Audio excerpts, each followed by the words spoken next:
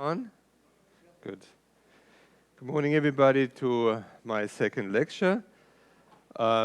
This will be about a simplified system, not the whole glory of all these protein pattern formation that you saw yesterday. So I'm now down to something quite simple. And I hope you can follow along. Please, if you don't, just interrupt me anytime. I'll try to go slow. I will do actually part on the slides and a smaller fraction also on the blackboard. So let me start. So you saw that kind of phenomenon, right? This is a yeast cell, budding yeast, that shows polar cap formation. If you want to study that from a perspective that you make a real faithful model of what's going on in terms of the reaction network, you have to actually account for quite some details. I showed you this picture. You have all these reactions between all the different components. They have different names, CDC42, BEM1, then also some kind of other proteins that are involved in the whole dynamics. And if you do so, you can, right? And what you saw just a second ago, and I can redo that. So here you see all of those equations put onto a finite element solver, which is standard. You can just take this off the shelf. And then you see there's some random initial condition, and this random initial condition focuses down on the same kind of polar cap as the one you saw in the experimental data, right? Now, this doesn't really help me as a theoretical physicist to understand the core of the phenomenon because it's hidden underneath a complicated... Works? Okay. Underneath a complicated reaction circuitry. So you can take the approach that's done often in theoretical physics. You say, can I simplify to a point that it is simple and still keeps at least the most important features of the pattern forming system? That's not an easy task, but let's try. So the idea is to say, instead of having all these many different types of protein species, you just have a single one. Okay, so just one single protein species. And this one single protein species can exist in two different types of states or conformations. And those are simply those that are binding to the membrane and those that are residing in the cytosol. Okay, so it's the same protein, just in different locations or compartments of the cell. And I call the density for the membrane-bound proteins M, and I call the density for the cytosolic proteins C. It's a spherical geometry that you have to account for, but let's also get away with the spherical geometry and reduce things to one dimension. That's not a serious approximation because it's just about finding the proper eigenmodes, which are different on a sphere as on a line. So let's go to a conceptual one-dimensional model which just has these two conformations, membrane density and cytosolic density, and the total density is the sum of the two.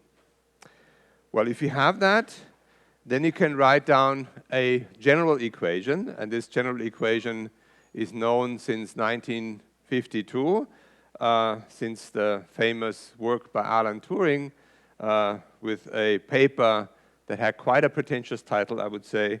It says the chemical basis of morphogenesis. Could have made it to Nature, I think, nowadays.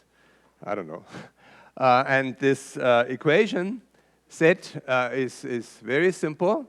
It says that the temporal change of the membrane density is some reactions, F, which I don't specify here, it's just an arbitrary function, depending on both densities M and C.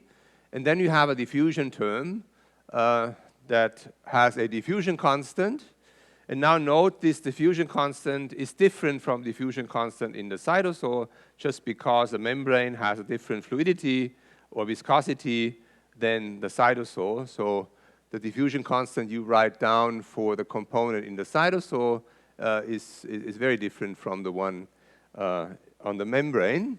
And the same here, you write down a reaction term, which is a different function, G of M and C. And that model, this simple two-component model, was kind of a starting point of a long story about Turing patterns and their analysis and so on and so forth. But you know, in a bit provocative way, this equation is actually wrong. Well, it's not really wrong in the sense it's mathematically for sure correct, and there's many systems it applies to, and you can use it and work with. But as a conceptual model for what I have in mind, it doesn't work. The reason is that there's mass conservation in these systems, so the total density, M plus C, must be a constant. And you cannot have this if the two functions, F and G, are different. They must be the exact inverse of one another, right?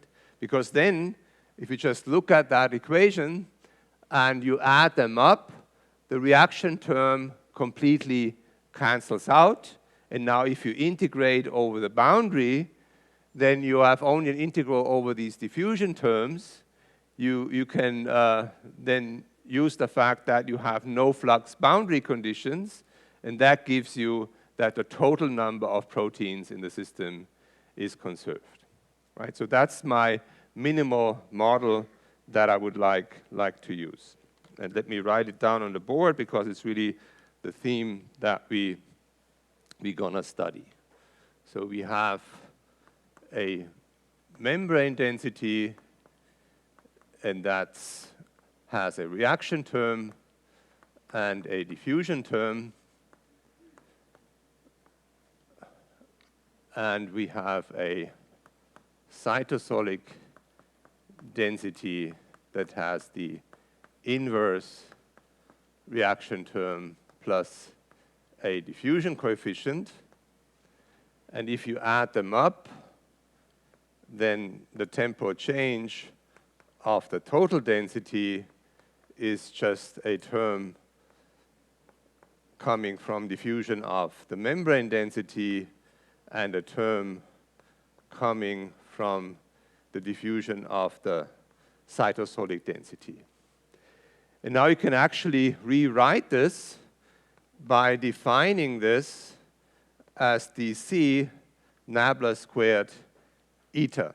And eta is a potential or a function, let's say, that's defined by the left-hand side. Now, once you look at that, it's very similar to what I guess you will see in Nigel's talk later on. Namely, it's very similar to an equation in thermodynamics in what's called model B, or Kahn-Hillard model.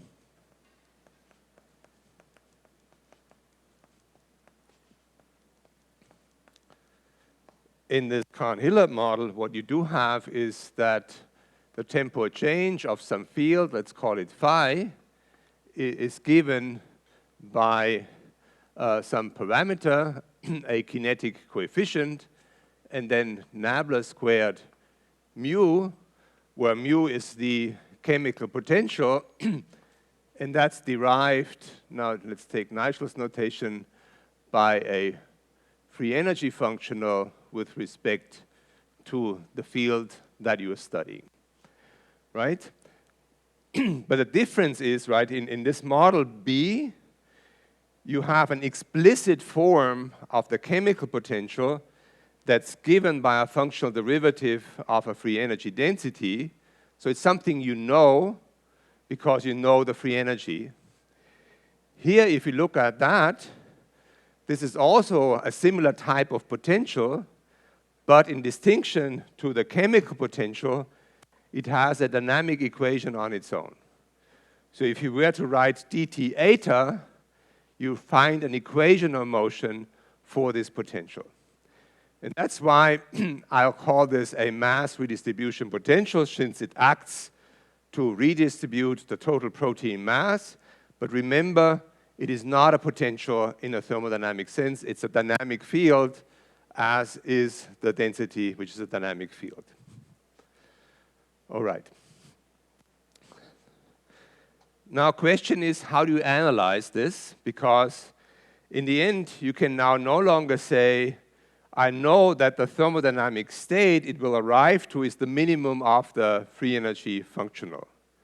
You have to actually study the equation of motion on its own and figure out from the equation of motion what is the dynamics and what is the ensuing steady state that you get. All right, so let's do that. And a common way to proceed is to proceed in steps. So the first step is to ask, given that you have a state where everything is spatially homogeneous, so density doesn't change in space, are there perturbations, or under what condition will perturbations lead to deviations from the homogeneous steady state? And that you can answer by analyzing the linear stability to small perturbations with respect to uniform perturbations. All right, so let's do that. And I'll start out simple by just taking away any kind of diffusion, which means that I'm assuming that diffusion is super, super fast, such that you equilibrate the system spatially, and you're only left with the reaction terms. And then what you simply have is that the equations are looking like so, and there's one constraint, namely that the total density needs to be constant. You can now specify the reaction term, just to have an example and for you to think of something concrete. And typically what you will have is that these reaction terms are composed of attachment and detachment. So the way you should think of this is you have now your membrane, and you have your cytosol, which is not really 3D, it's just another one-dimensional compartment. And there will be processes where proteins that are in the cytosol, they attach to the membrane, and there will be processes where proteins that are on the membrane detach from it back into the cytosol. And that's represented by those two terms, A for attachment and D for detachment. All right, you can pick some specific forms, and these specific forms are motivated by the models that I showed you, these chemical reaction networks. You say the attachment can be a spontaneous on-rate, just, Langmuir type of kinetics. And in addition to the spontaneous on-rate, you can also have a term that's proportional to the already existing membrane concentration. So that's a feedback term that recruits more proteins to the membrane as you have something already on the membrane. And finally, for the detachment, you just simply say this is the opposite of the attachment term, the certain rate k off. You have proteins on the membrane falling back into the cytosol. Right now, an important element in the analysis, as Johan was telling you, are the isoclines or the nullclines. Those are the points that you have where the reaction terms are equal to 0, so they are the equilibria of the system. I call them reactive equilibria of the system, F equals to 0. And then you just look at this equation, and that gives you then a relation of the concentration, the fixed point concentration of the cytosol proteins as a function of m, which is the ratio of the detachment term and the attachment term. So if I were to draw this now in the phase plane, I have as a phase plane the membrane density and the cytosolic density. And now if you look at these functions, D is something that's linearly increasing in M, and the denominator is something like a constant plus m squared. So what you will get is a function that roughly looks something like this. Okay? That is our null Klein f of mc equals to 0. Okay, so that's what you have. But now you're a bit stuck, right? There's a set of equilibrium points.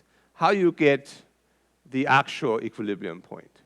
What am I missing in drawing this?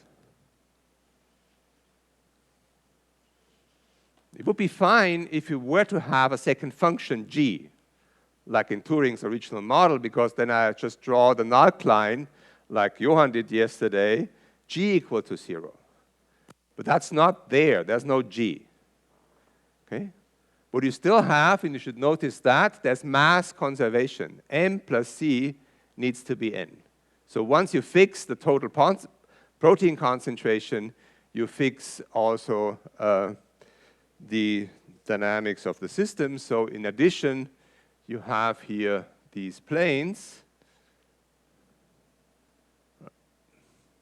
right, where the total protein density is m plus c, and then you will have fixed points that appear there. And there are situations, I hope I can draw this right, where the mass conserving plane, these reactive subspaces, look like so, and then you have 3 intersection points, right? And as you have those 3 intersection points, it's no longer clear which one of those is the stable ones and which ones is the unstable one. Right, so that's one density, and that's another density. And something obvious, but still very important, is also clear from that picture. There is a control parameter, or there's many control parameters in the system. So if you look up, there is the on rate, that's a control parameter. The off rate is a control parameter. The feedback strength, KFB, is a parameter. But those parameters are really, really hard to change biochemically. They're typically encoded in the biomolecular structure of the proteins that you have. So they are not really variables. They are parameters given to you by the biochemical network that you have. Now, biology typically wants to adjust things from having patterns to having no patterns. And it can do so in an easy way by controlling the amount of proteins by gene expression, right? And that's the point here. The total number of your proteins is a control parameter.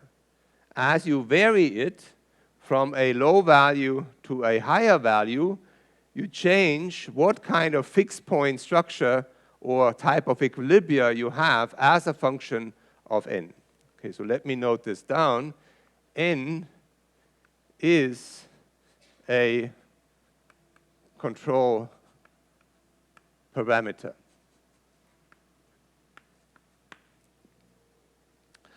All right, so once you have that, we can now proceed further with doing the analysis of the fixed points. Well, what you do is you can do this many ways, and this is the simplest one I can show you. First, you exploit the fact that you do have mass conservation. So instead of writing f of m and c, you write the c as n minus m. And that means instead of a 2-component system, you now have effectively just a 1-component system, namely the one depending on the membrane density. Okay, now let's do the usual thing. Let's assume that we are starting from some homogeneous steady state with a fixed point value m star. So let's say this yellow point here that I drew. And let's Taylor expand around that fixed point. F is, of course, 0, so the 0th order Taylor coefficient is nil. And the only thing that's left is the first order Taylor coefficient in the Taylor expansion of that. This here comes from Taylor expanding the first argument, and minus FC comes from Taylor expanding and the minus sign here of the second argument that you have. Okay, so we have Fm minus Mc, M minus M star, that's the delta M, the deviation from the equilibrium point. And that then defines a eigenvalue, sigma local. And note this eigenvalue, sigma local, depends on n. So the eigenvalue describes whether you go towards or away from that fixed point, and the value of that eigenvalue and its fixed point, they change as you go and change the protein density. Right? Now let me introduce some abbreviations. I call f and mc, those are the partial derivatives of this function f at the fixed points, and then the local value of the eigenvalue is given by the difference of fm minus fc. Okay, so those are equations now, those are formulas that are useful if you know the expressions explicitly like so. And what I want to show you now is that there's also a geometric interpretation of stability and instability, which is very handy because they help you just by looking at the phase space, figure out which of the fixed points is stable and which of the fixed points is actually unstable. So how do we do this? Well, first I have to say what stable and unstable means, but that's kind of obvious. So if the eigenvalue is positive, then the flow is away from the fixed point, deviations are amplified, and if the eigenvalue is negative, then the flow is towards the fixed point. Any deviation that you have is attenuated. Now, let's go to the geometric interpretation. And let's fix for now a sign, because that just complicates matters. Let's say that the attachment function a of m is positive. Here, for my choice that I made, it's positive anyway, and in most cases it actually is. Right? So that's a not really important point, but it's important for making the signs right. So once you have that, you can define the slope of the null line. So what I just mean by that is you go along the null line and you ask, what's this slope? So here it's positive, it goes to 0, the slope goes down. And you can write down that slope. That's just the partial derivative of this function c star of m, the null line, with respect to m at a fixed value of n. And you can do this for your own. It's a very simple exercise to figure out that you can write this as minus fm over fc at a fixed position n. Okay, now you see that, right? It's minus fm over fc, and now you compare that here with the expression for the eigenvalue. So the eigenvalue, negative means it's stable, positive means unstable. That has something to say about whether fm is larger or smaller than fc, and in terms of this ratio, it means that ratio is larger or smaller than 1. Okay? We have a slope of 1 here. The slope of 1 is simply, or minus 1 to be precise, is the slope of these mass-conserving subspaces. That's simply a slope minus 1. And now you can rephrase the condition that the eigenvalue is negative as a condition that the slope of the null line is such that it is larger than minus 1. And now we can go back here to the graph that I drew and fix the stability, the eigenvalues and their stability. Okay, so what would you say about this point here? What is the stability condition? The slope is almost flat, right? So it's certainly certainly greater than minus 1, right? So that means this point here is stable. And here you have the opposite. Here the null line is cutting through the mass-conserving subspace. So that's here an unstable fixed point. I indicate this by an open circle. And again, here I kind of drew it such that it's also a stable fixed point. And that means in this regime, you have bistability, while in that regime, you do have monostability. So that's a very simple criterion now. You just have to look at the null line and ask, is the slope steeper or less steep than the mass-conserving plane? And you can read off immediately for any function f what the stability scenario is. There's no need to do any explicit analytic calculation. The geometry of phase space alone tells you what's going on. And that's the beauty of such a analysis.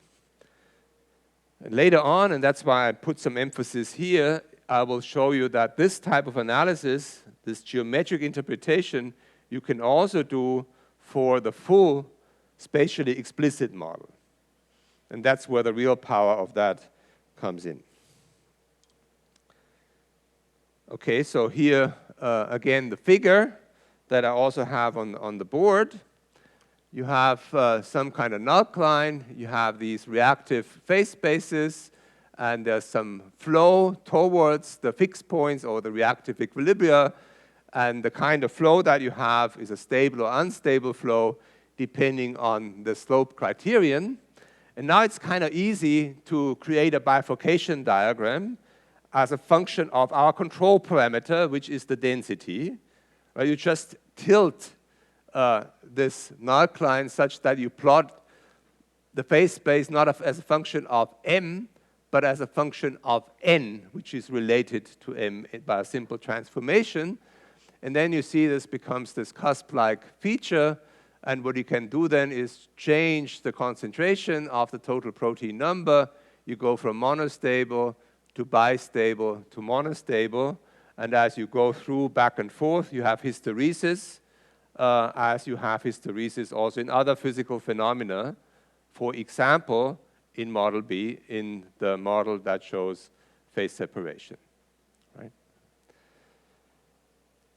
Questions?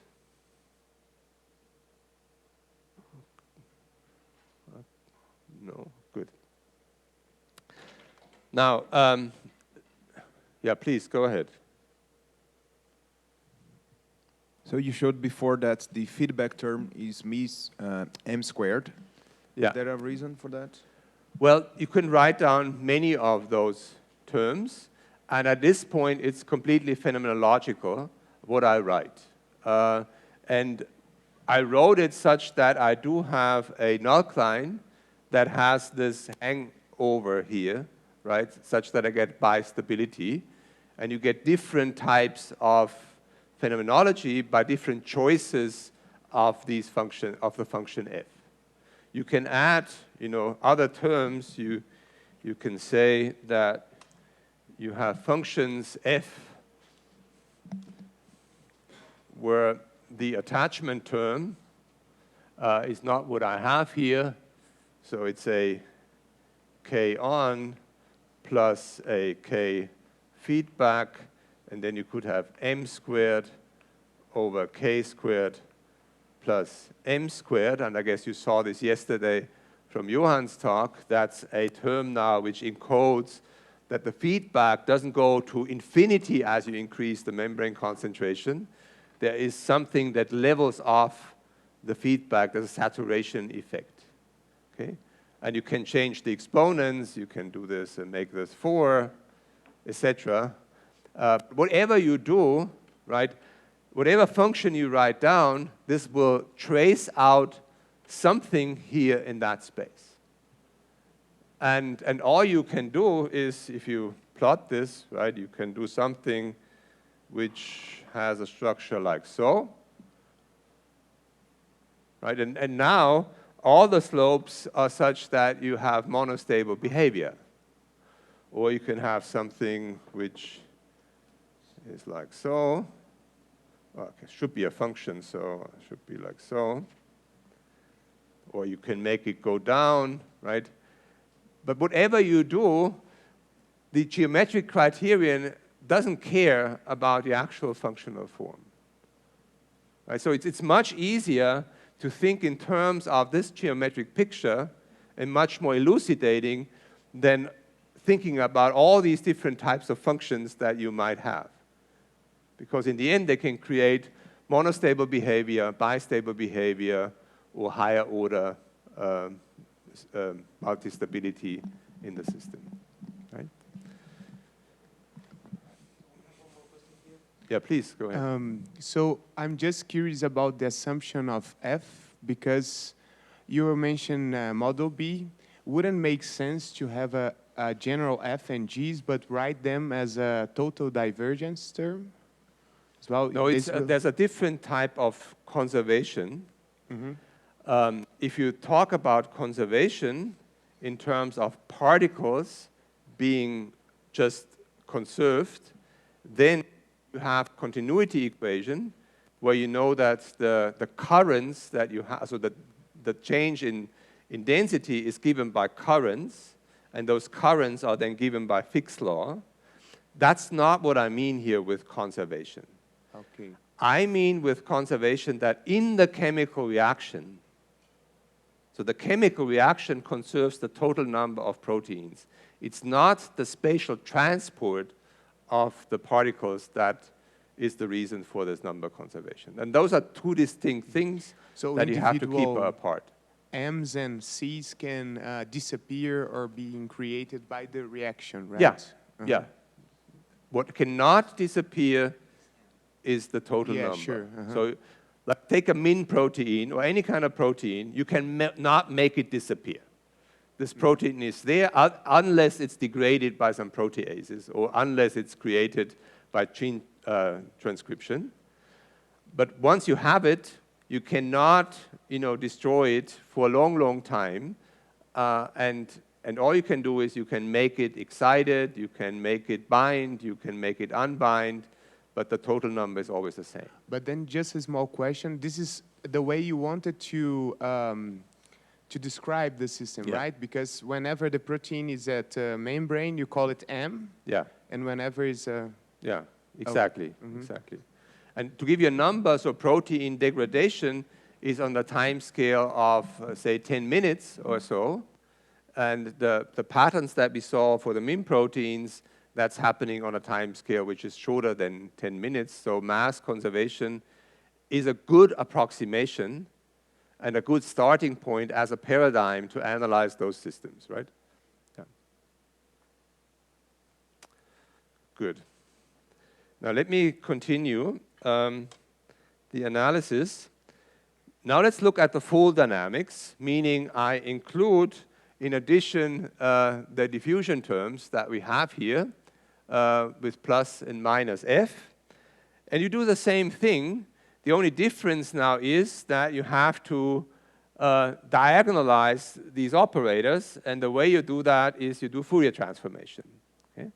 And I said it, if you were to have a sphere, then you don't use the Fourier modes, you use the spherical harmonics, and the same thing works. Right? So that's what you do. So as soon as you introduce Fourier modes, the kind of equations you get is that for each of these Fourier modes, and Q is now a wave number, you will have a linear equation that gives the time derivatives of the deviations of these Fourier modes in terms of a matrix called the Jacobian of that transformation. And all you really do is Fourier transformation and linear expansion around the minimum. It's not really sophisticated, it's very simple. And what you then get is a Jacobian, and that Jacobian, if you just for a moment ignore the diffusion coefficients and just look at the reaction terms, it has Fm, Fc, and minus Fm and minus Fc, and that's just reflecting the fact that one reaction term is F and the other one is minus F, and Fm and Fc appears for the same reason as we had these partial derivatives in our analysis of the well-mixed system.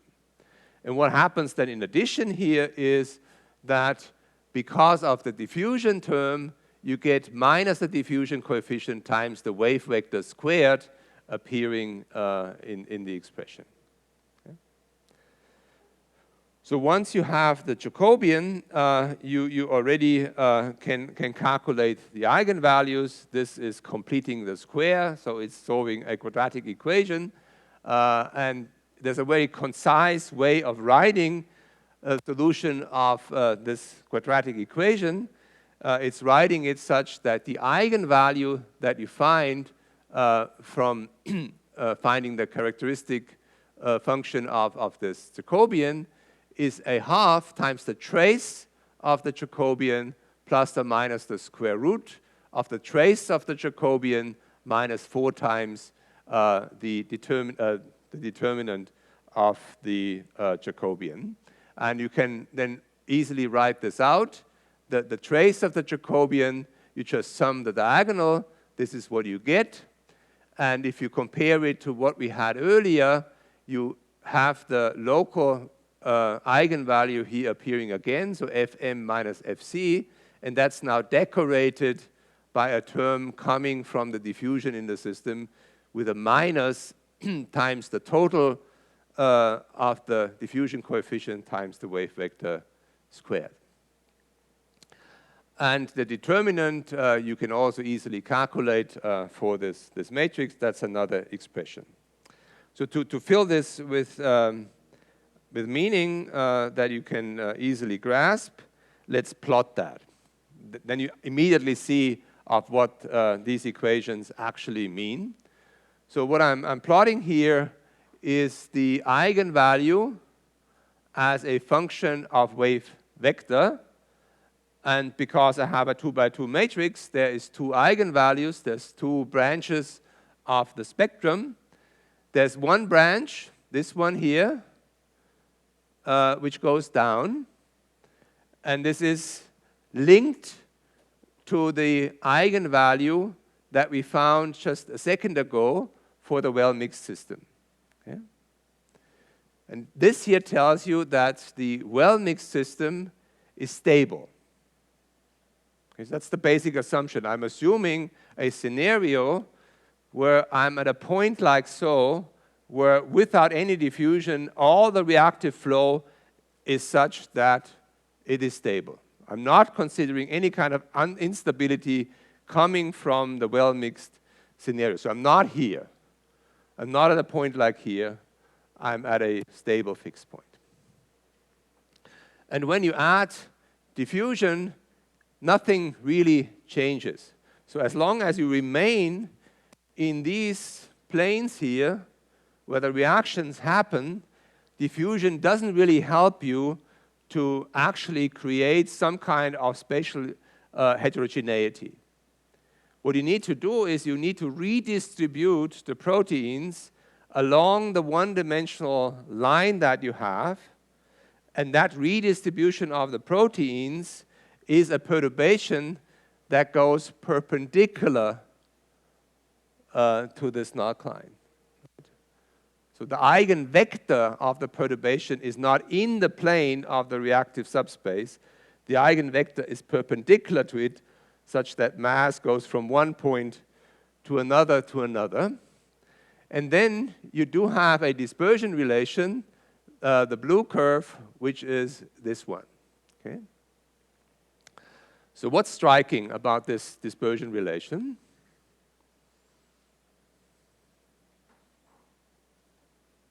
Any ideas? Yeah? Yeah, so very good point. It's positive. And because it's positive, all the wave vectors that you have between 0 and this maximum value Q max, they are amplified, exponentially amplified. Okay? And in particular, there's one mode, which I didn't call Q max because that's the upper boundary of the spectrum, so this one here. It has the largest positive eigenvalue, so that's growing the fastest. Okay? Now, what's your naive guess of what's going to happen? You have Fourier modes, like there's the periodic perturbations, and one of those Fourier modes is growing the fastest. what should happen? There will be some random structure first, let's say, and then? Yeah, then you're right. So this is the fastest growing mode, and this fastest growing mode will eventually dominate over those that are growing slower. But can you be sure, question, that this will be the wavelength of the final pattern? You cannot. Why not? Well, this is a nonlinear system. There's interaction between the modes, and all I'm doing right now is a linear stability analysis that asks which of the modes are the most dominant initially for small perturbations, and certainly not for large perturbations. There's one hint towards what's going to happen in the long run. And this one hint is that this dispersion relation goes down to wave vector 0. And that corresponds to infinite wavelength. Right? So there will always be modes of very long wavelength that are unstable in the system. And you'll see that those long wavelength modes drive the system away from a point where you have just one characteristic wavelength, and ultimately will lead to coarsening and complete separation into domains which have a high density and a low density. I'll come to that.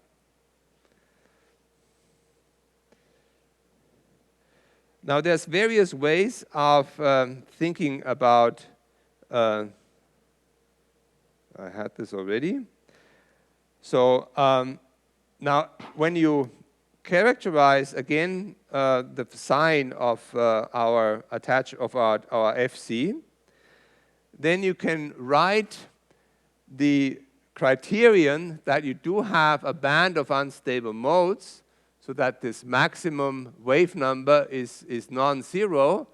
You can write this as a condition on this expression that you have here on the right-hand side. So this here is the value of Q max that you can calculate from this quadratic relation. And then the criterion of stability of an unstable mode is that the ratio of Fm over Fc has to be less than minus dm over dc. Now I'm asking you, I hope you remember, what's the first term on the left-hand side? Minus Fm over Fc. You've seen that before. It's the slope, right? It's the slope of the null-line. So the slope of the null-line is again a geometric feature that helps you figure out of when you do have such an instability or not.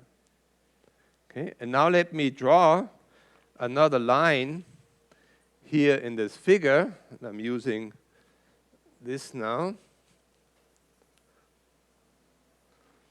So I'll take a null-line.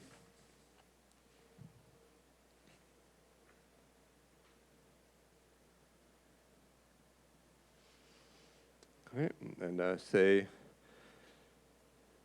I'm drawing now a curve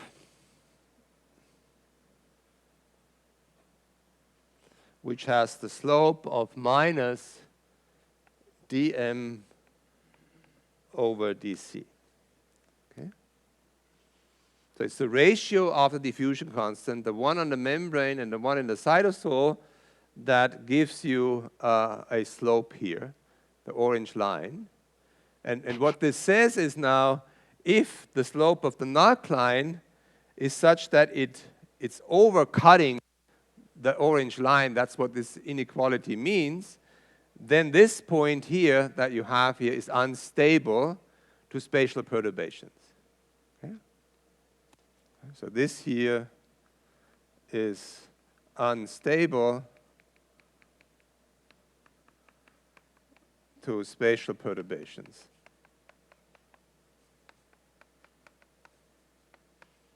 Okay.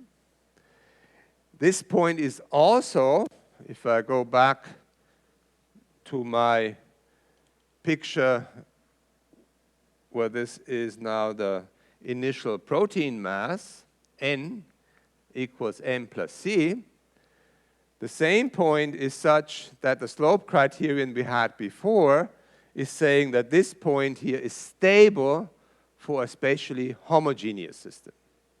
Okay? So it's stable to uniform perturbations, but it's unstable to spatially non-uniform perturbations. And both are given by slope criteria and easy to read off from this graph.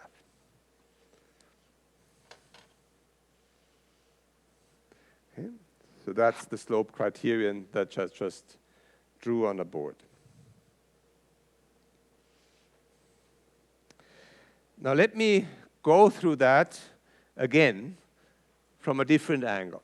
So what I told you just right now is a formal mathematical analysis where you use linear algebra, eigenvalues and eigenvectors to figure out under what conditions you have spatial heterogeneities growing and you have an instability.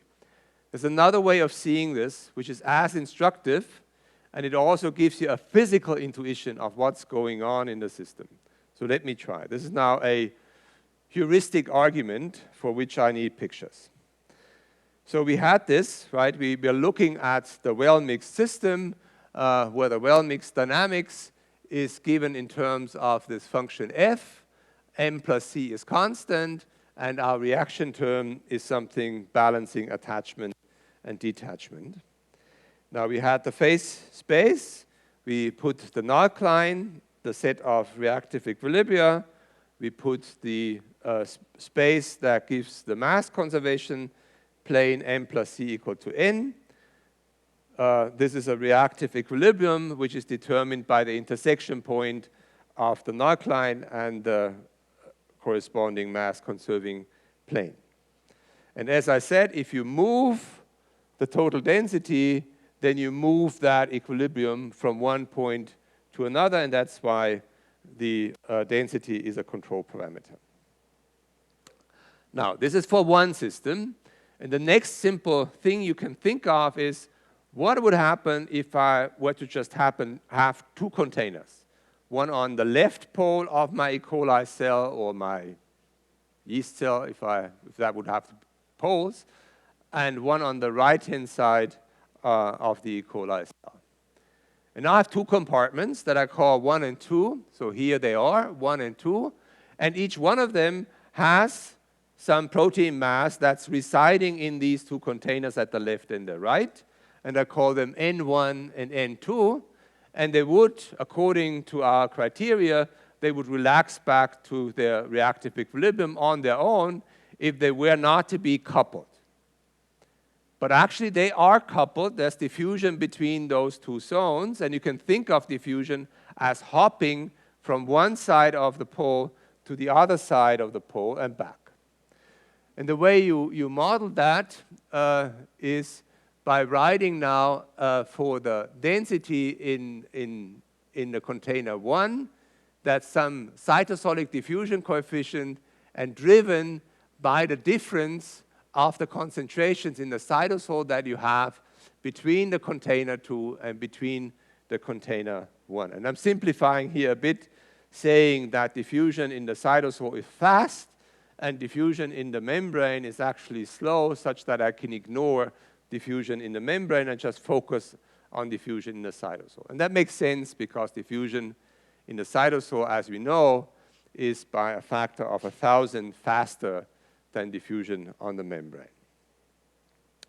Right, so that's the picture. Now we have those two containers, and now let's do the argument about the linear stability of a equal concentration in terms of pictures. So let's start now again with an equilibrium where now I have N1 equals to N2. So I have a homogeneous state. Both containers have the same number of proteins, and now I start with a small perturbation around this homogeneous state where both of them are n bar.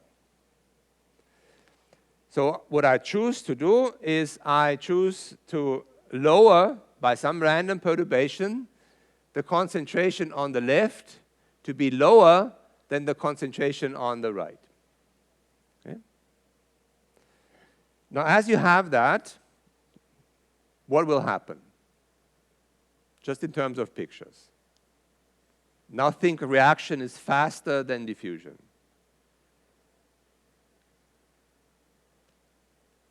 Where's reaction going on? Reaction is going on, yeah, just say it, along these planes, right? Those are the mass-conserving planes along which the reactions happen. So the reactions alone will drive you towards these fixed points. Okay? Now, once you have that, once you have those fixed points, what did happen with the cytosolic concentration? Well, it went further up on the left and further down on the right. Why? Well, because my alkaline goes down.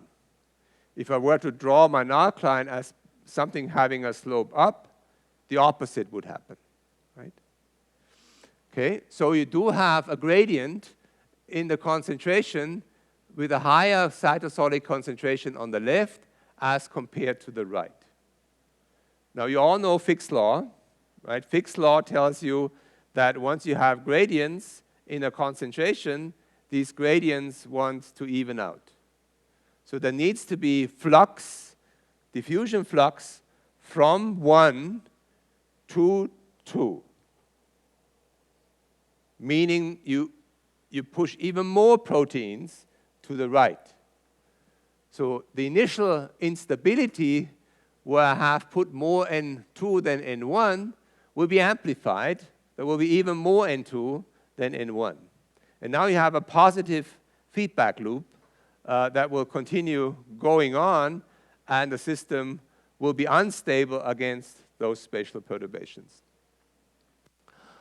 Right? And the criterion, and thinking back, right, the only thing I really used is that the equilibrium were pulled away such that you increase the concentration difference between the left and the right.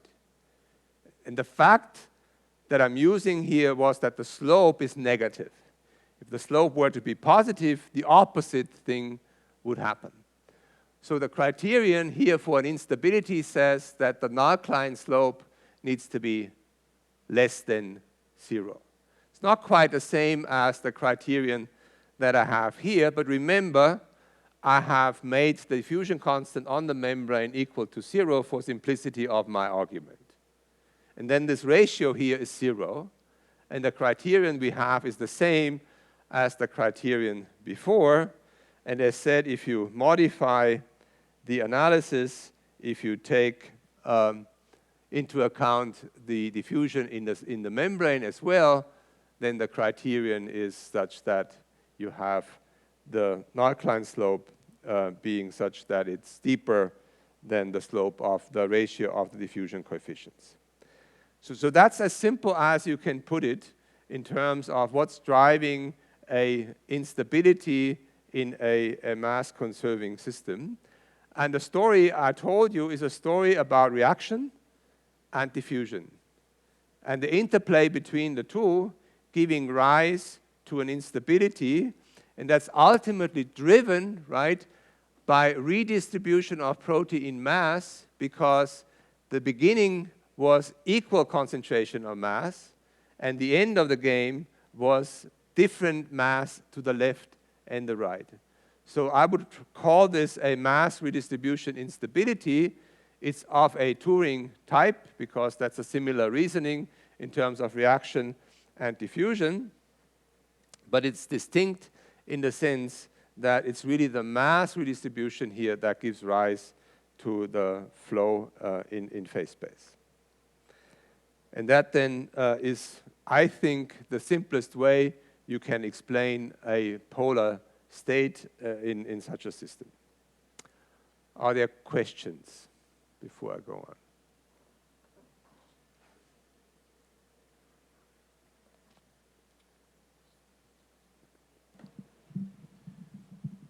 So you're not considering that the diffusion coefficient depends on the densities, right?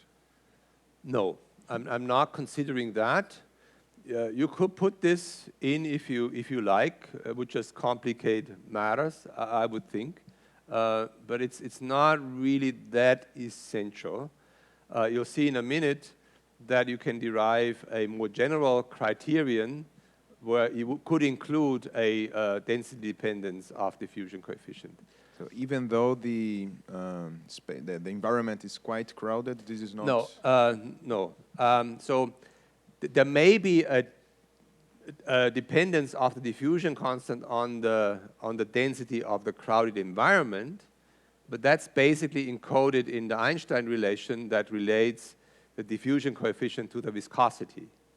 And the viscosity is what depends on the overall density of the environment, and therefore in the membrane and in the cytosol you have different viscosities, different types of crowding, and that affects the diffusion coefficients that you take. Here, what would be relevant is not the dependence of diffusion constant on the overall density of stuff, but on the density of the specific protein that you consider. And that's something you don't really expect that much, because the typical concentration is low, right?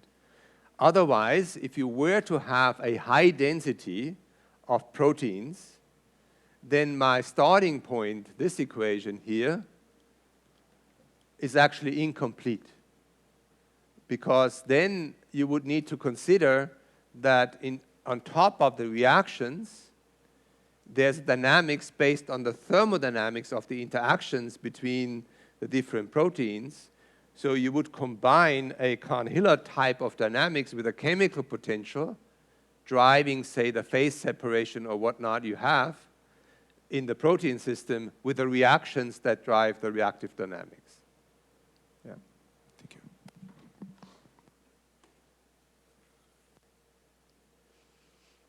Other questions?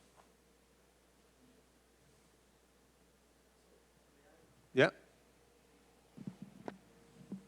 So if I understood, you have, without the diffusion in the first scenario that you analyzed, we don't have this cycle because, like, you have showed in the previous slide that when you are in some point, you tend to grow, and when you are in the other point, you tend to come to decrease the C. Yeah. And the diffusion is like this stochastic fluctuation that makes possible for kind of the dynamics to be like confused if it needs to grow or to decrease, or may I got it wrong? There's reactions that drive you to a chemical or reactive equilibrium, and diffusion is ultimately based on Brownian motion, but the coarse-grained view I'm taking is that diffusion, that Brownian motion manifests itself as a diffusive flux, macroscopic diffusive flux that's ultimately based on the Brownian motion, but you can really think of this as a flux that's driven by gradients in the concentration. So you're taking a deterministic approach. It is a deterministic approach. There is no noise in this model. If I were to add noise, that's an interesting question on its own. There's two different types of noise that you add. There's Brownian noise, because this is the deterministic part of Brownian motion. And there's also reactive noise because of the chemical reaction. That's the demographic noise. And those two types of noise you have to then add to the system, and they may or may not be important for the dynamics that you study. I left that out. Yeah. Maybe one. Sorry, but can you explain it again, how the feedback between N1, CO1, and again N1 happens again? And Well, if you go back, sorry, that goes through all the slides.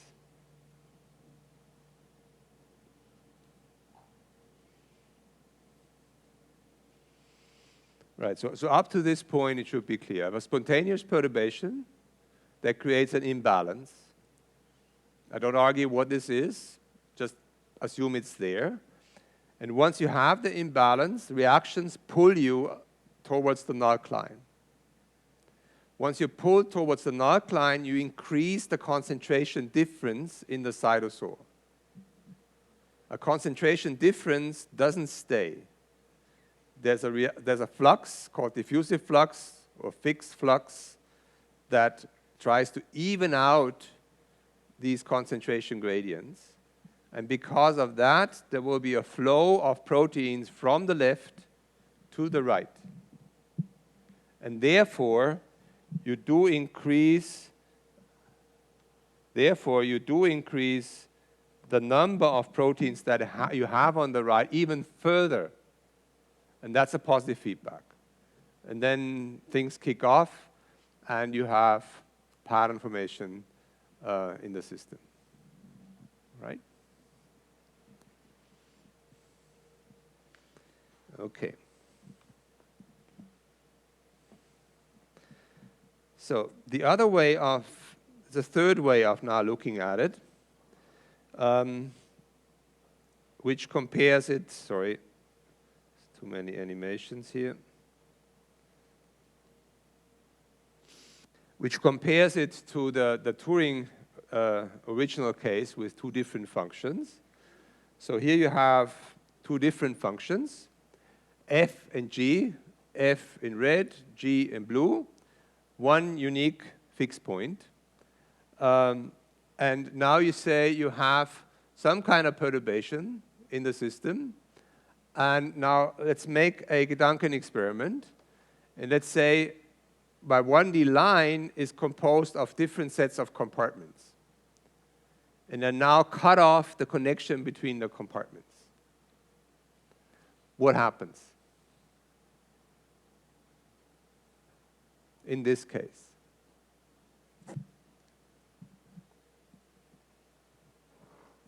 It's flat. Well, it's obvious because there's only one fixed point.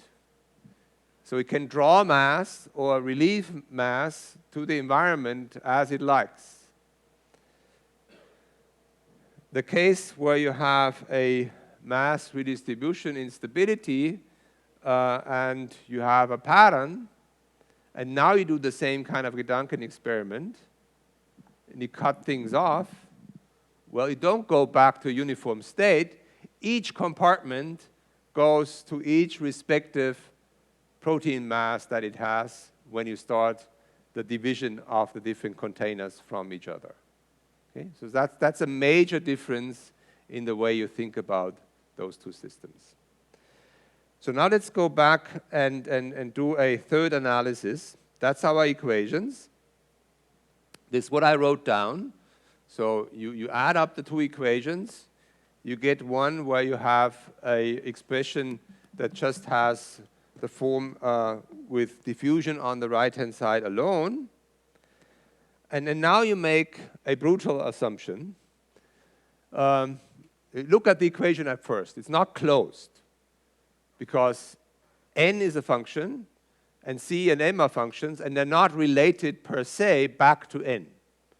They're objects on their own. They have a life on their own. And now I'm saying, let's assume that the concentrations in the cytosol and on the membrane, they are slaved to the nuclein. So they have to be on this nuclein.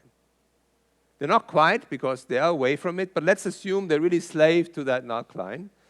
And then what I do is that I do have the concentration being the fixed point concentration, and that is a function of n. And here as well, those are both functions of n. And once you have that, which is called a quasi-static approximation in our language, you can rewrite the equations in a closed form. Because now the change in the total density is a diffusion coefficient, and then the right-hand side, again, functions of n, right? And now you see what I meant. You could here also have a dc of n and a dm of n. You could include this in the analysis. Okay, now you have a closed equation. And you can analyze mathematically this kind of closed equation. So let's do that. Let's look at this equation and do an expansion or just rewrite, not doing an expansion, I said this wrong. So rewrite the right-hand side by using the chain rule. Chain rule means the derivative with respect to x is acting on n, and then you have a partial derivative of c star with respect to n. So let's do that. Let's do the analysis. So this is just the chain rule of the above expression. You get something which has a form which should remind you of a diffusion equation, right? This is dTn. This is a Laplacian of n, and the factor here in front is an effective diffusion coefficient that depends on n because c star depends on n and m star depends on n. And if you like, you can also make c, dc, and dm depend on n. That term here is a non-linear term, and let's disregard that for now. It's a term actually which looks like a term for surface growth known from the KPC equation. But anyway, let's just focus on that term. Now, when would you expect an instability for an equation like so? For a diffusion equation. How can a diffusion equation have an instability?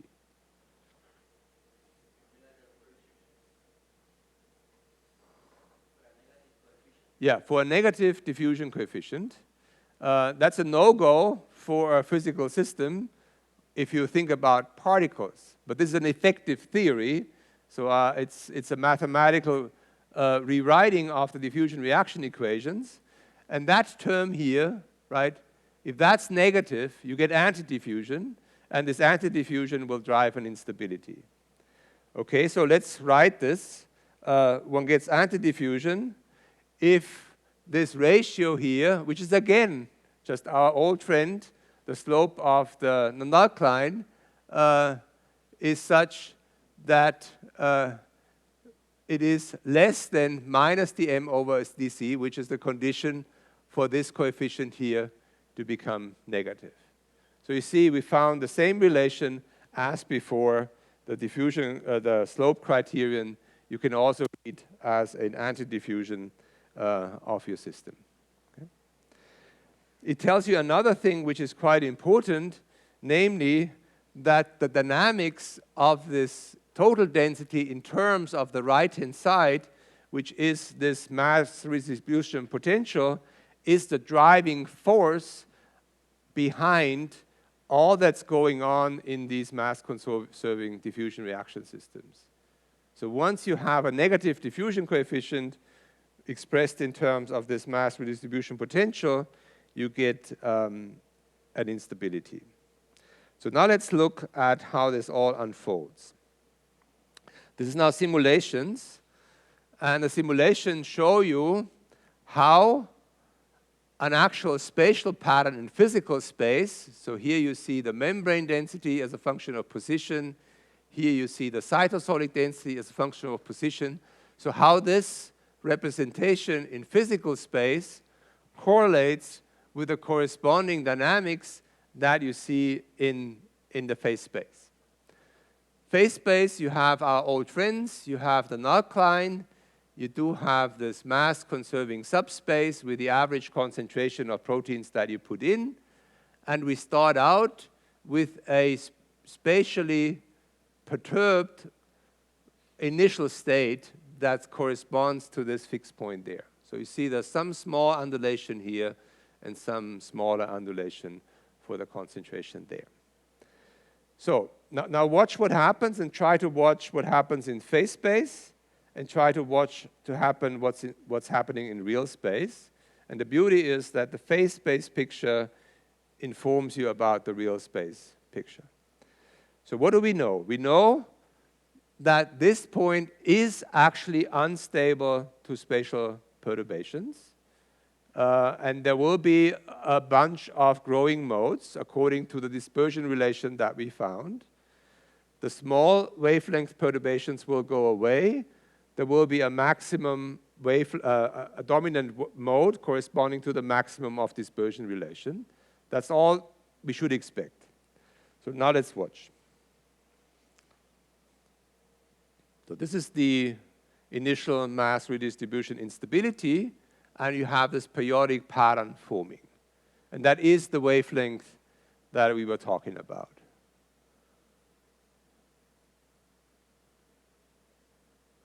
But it's not stable, right? There's coarsening going on, these domains or droplets, whatever you want to call them.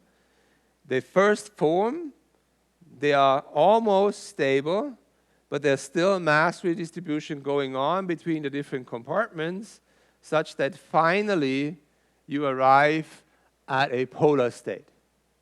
The polar state is low density here and high density of membrane there, and the opposite for the cytosolic density in order to guarantee mass conservation in the system. Okay, now let's look at this again, and you tell me what other phenomenon you see.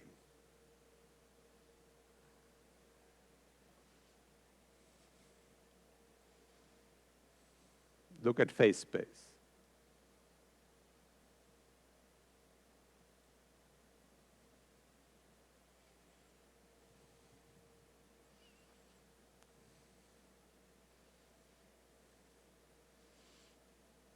So what action happened in phase space at the ultimate? So at first you had this condensation to this line, right? This blue line. And the location of that blue line didn't change anymore over time. It stayed where it was. All that happened was the rearrangement of the dots within this subspace. Okay, and this rearrangement of the dots within the subspace, that gave rise to the coarsening process that you saw. Okay, so you have an attractor here of the dynamics, and this attractor is one that you can actually see in the phase space. So you reduce the information of the spatially extended system to the information that the system condenses to an attractor in phase space that is this line. Okay. The slope of that line is dm over dc. And I'll show you now why this is so. Okay, let me go to the board for that.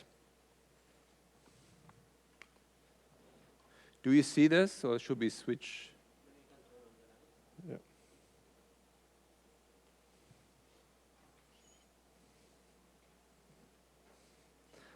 All right, so this is now asking about the stationary state.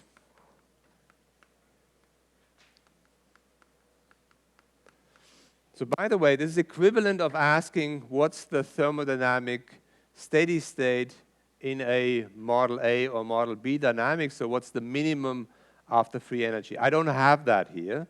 I cannot argue in terms of a free energy functional at all. So I have to argue on the basis of the equations of motion. So these are the equations of motion. This is my first equation. That's my second equation. And I want those equations to be in steady state, right?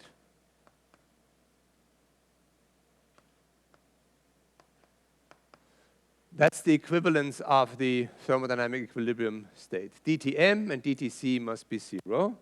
So that means these right-hand sides have to be 0. So let's just write this down. So I have dm dx squared m plus f of mc equals to 0, and dc dx squared c minus f of mc equals to 0.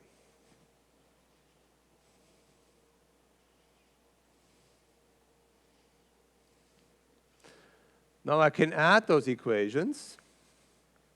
So just add them.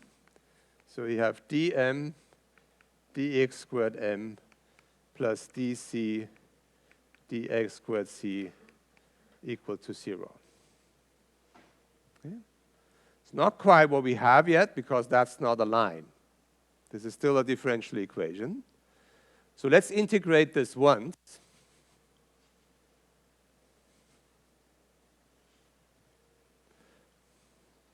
Now you should complain.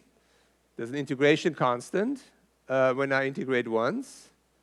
But this integration constant is 0 because I have no flux boundary conditions that say at the boundaries 0 and at the boundary L, those are 0, and the same is true for both of the concentrations. So I don't feed my system with particles from the side, and I don't let particles leave my system.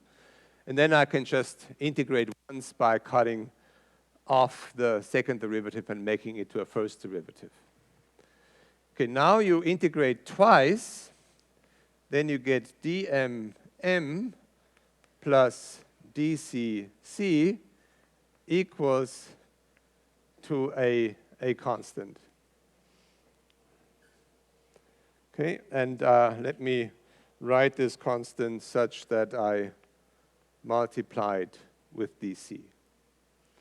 And I wrote it by purpose as an eta naught because if you look here at this equation, right, and just read it from left to right, the eta defined here is the ratio of dm over dcm plus c. Okay?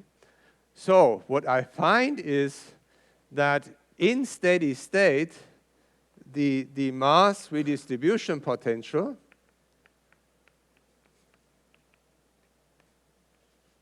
is uniform.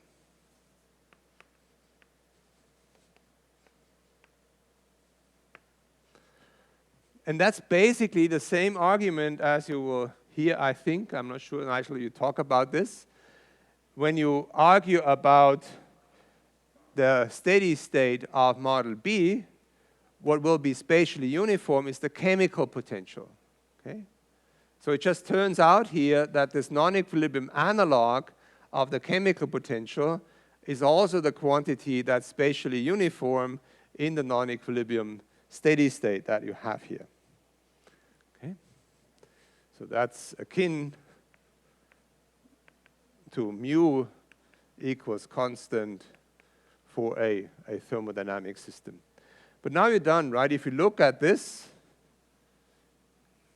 and if you write this in terms of C, you see the C is equal to a constant minus dm over dc times m, and that's the line that you just saw coming out from the dynamics. The dynamics converges to a space such that you have all the points on this line, and on this line, all the diffusive fluxes balance in a nice way. All right? You might still ask, what about the intersection points? So if you look at this, right? So if you look at this here, then this should remind you of something that you have seen for sure in your thermodynamics course.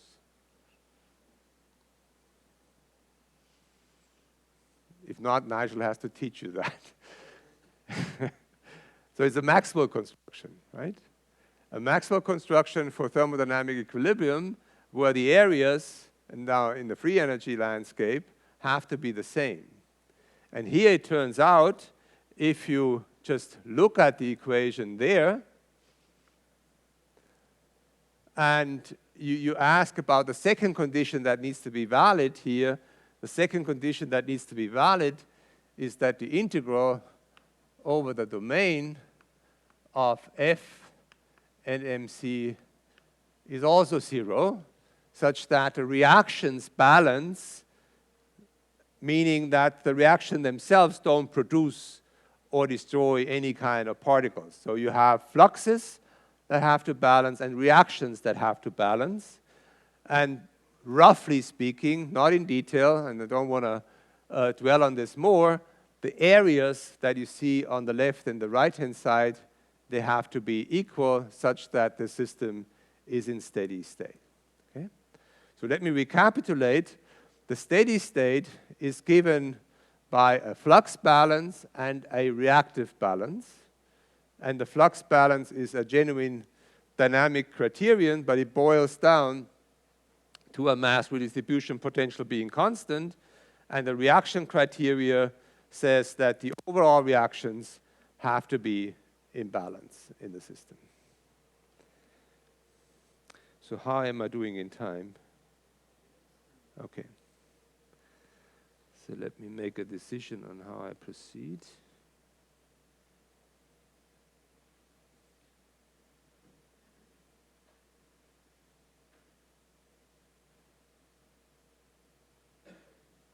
Yeah, should be able to do that.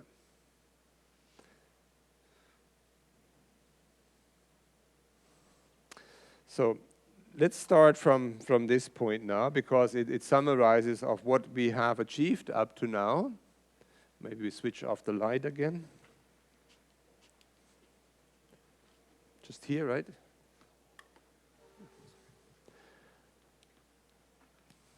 So there's this correspondence between pattern in real space and a geometric picture in phase space that I have explained now at length. What I didn't talk about yet is what's the relation between landmark points that you find in phase space and corresponding points that characterize the shape of this polar domain or the domain wall or this polar state that you have in real space. Okay, so you have this violet points here that are indicated as m minus and m plus. They are points where the f is actually 0. So they are equilibrium points. And those are the plateaus that you see in this regime. And that's reassuring, right? These plateaus are spatially uniform here to the right and to the left, and they should be characterized by fixed points of the original well-mixed system, so they should be corresponding to f equal to 0. What about that point here? This has also f equal to 0. So what's another point that can have f equal to 0? Okay, so it should be stationary. So that's 0. F is 0. And that means now the second derivative of m and c is 0. Those are inflection points. Okay? And that means this point, the green point here, just corresponds to the inflection point that you see here on the left. Okay? And now you have everything together geometrically to actually construct the bifurcation diagram or the phase diagram in thermodynamic language for this diffusion reaction system. I don't talk about a phase diagram because there is no thermodynamic phases, but I can make a similar construction and ask, under what conditions do I get patterns? Under what conditions do I not get patterns? Under what conditions is pattern formation spontaneous? And under what conditions is pattern formation something that needs a little kick? So you need to have some finite amplitude perturbation before it kicks off and forms a pattern. Okay, and that you can analyze, again, graphically with all the tools that I have presented to you. So let's take this diagram here. And this diagram has a blue region and a green region. And they are distinct. So what's the blue region? The blue region that, the green region that you see here is bounded by this line and that line, which are just parallel to this blue line. That's our mass-conserving flux space. It's just a translation of the slope such that the slopes here on top and on the bottom are minus diffusion constant in the membrane divided by diffusion constant in the cytosol. So that this green regime is, according to my slope criterion, in a regime where small perturbations in the spatial heterogeneity are amplified. Okay, so that's the regime corresponding to spontaneous pattern formation, because any small deviation will do. Right? What about the blue regime? Well, that's the regime at which you can actually form patterns, because the final state is the state that connects this point with that point. And that means now if you start with a concentration, average concentration that's right here or right there, you cannot have a spontaneous fluctuation kick you to this final state, because the slope criterion tells you in this blue regime there is no instability to small spatial perturbations. But you still know that there's going to be a final state that has a non-homogeneous profile. And that's the regime where you need a little kick in order to get over the barriers for patterns to actually form. And the analogy here is really the same as the one that you find in phase separation of the Cahn-Hilland model. There's spinodal decomposition that happens spontaneously, and there's nucleation and growth, where you need a final perturbation for things to actually be activated and go into the final state. You can phrase this more in detail by looking at the deviation of the membrane concentration at one end and the other end. So what I'm plotting here is the difference of the membrane concentration on the left and on the right, so the difference between the plateau values. And we can go through the different points that we see here. So when you start here at this point I, then you have a profile that looks like so. And then as you go over, you get a profile like that. And as you cross the whole regime, you get different kinds of profiles in your system. Now let me go to the construction of the phase diagram, and with that I would like to conclude. So let's just do the construction by the graphical analysis that we learned. So we start from a nullline, we start from the slope of that nullline, and we start our analysis with a point that's indicated here by violet. It's basically the inclination point, the infimum here in M, that you just have this slope.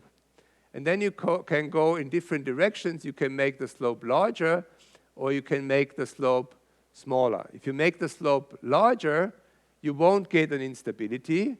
But if you make the slope slower, you get an instability and a pattern formed that connects these three dots, the blue ones and the violet ones. And when you translate this into a phase diagram, where I'm now plotting the diffusion coefficient versus the density, this point here corresponds to that point, and that corresponds to a very well-defined value of the diffusion constant that defines the bottom of this bifurcation diagram. So this violet point here is the violet point there, and as you move into this direction up, so as you decrease the slope of this intersection point, you will move and find the boundaries of your phase diagram. And you can do so and do this geometric construction for all the points that you like, and then you find that in this regime of protein density and diffusion coefficients, there's domains of spontaneous phase separation or pattern formation, and there's regimes of triggered or externally induced pattern formation with a finite kick. All right, now let me put up the final conclusion slide.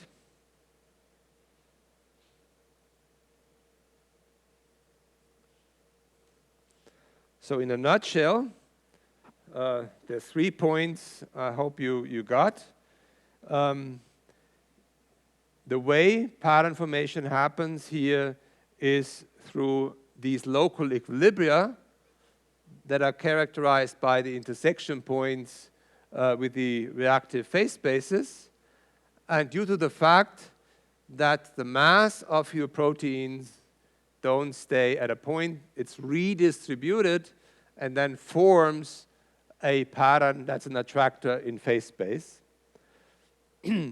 This attractor, and I didn't emphasize this up to now, it's kind of scaffolded by the reactive nucline, so it kind of hangs here in between this nucline as if that were a scaffold on which this line here is hanging. And the reason it's in there is because there's flux balance determining the slope of this subspace, and there's reactive balance determining the areas from the left and on the right. Right, so that's the basic summary of this simple model. And if you want to learn more about this, there's much more details to it, but that's the nutshell of the two-component system. So thanks for your attention.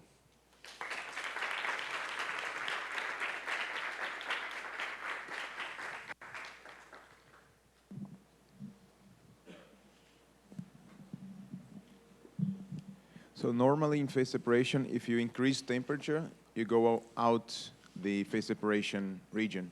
Yeah. Here, you are increasing DC, the Yeah. diffusion constant, you are getting into the phase separation region. So what's the rationale behind? It depends also in terms of your phase separation system, what you're plotting, right? You can plot the Flory-Huggins parameter, or you can plot the temperature. And this plot here corresponds more to the Flory-Huggins parameter than to the temperature. It's an interaction scale, the diffusion coefficient. Okay, so diffusion here is doing the role more of interaction than temperature. Yeah. That's how you should think of it. Yeah. Okay, so sorry, another question quickly. Within the adiabatic approximation that you mentioned, could you find some sort of effective free energy?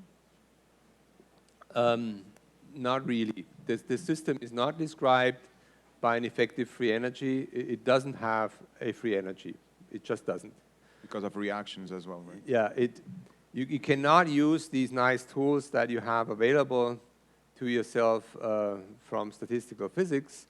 It's because this mass redistribution potential is a dynamic variable on its own.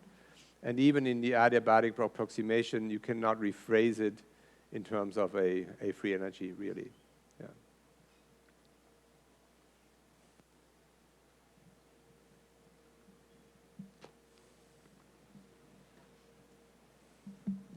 Since there's no other question, I've just a rider to add to Erwin's answer to your question. So if you get very close to the point of instability of the mass-conserving reaction diffusion, then you can do an asymptotic expansion in terms of the parameter that takes you into the unstable regime, and then in lowest order in an asymptotic expansion, you can derive an effective Cullen-Hilliard equation. There is no free energy, but it then ends up having the mathematical form. Yeah. I'll show you. I won't say anything more than that, but I can give you the reference. That is true. Yeah. So it's really clear and very beautiful to see it so visually also, how these things unfold. So I'm wondering, in those regimes in which you are, we need to trigger the system to be able to get that spatial pattern, that polarity, and it's a finite trigger, is there an easy way, an easy hack in which you can sort of predict how much that amount needs to be? Yeah, you can kind of using this method. Yeah, you can do a hand-wavy type of argument that gives you a good estimate of how strong the perturbation needs to be. Yeah. So is it simple to explain into? No, okay. I don't think so. I was just wondering. We wouldn't need another okay, no worries. slide or two to explain that, and I don't want to go into that. No worries, okay. Yeah. Okay.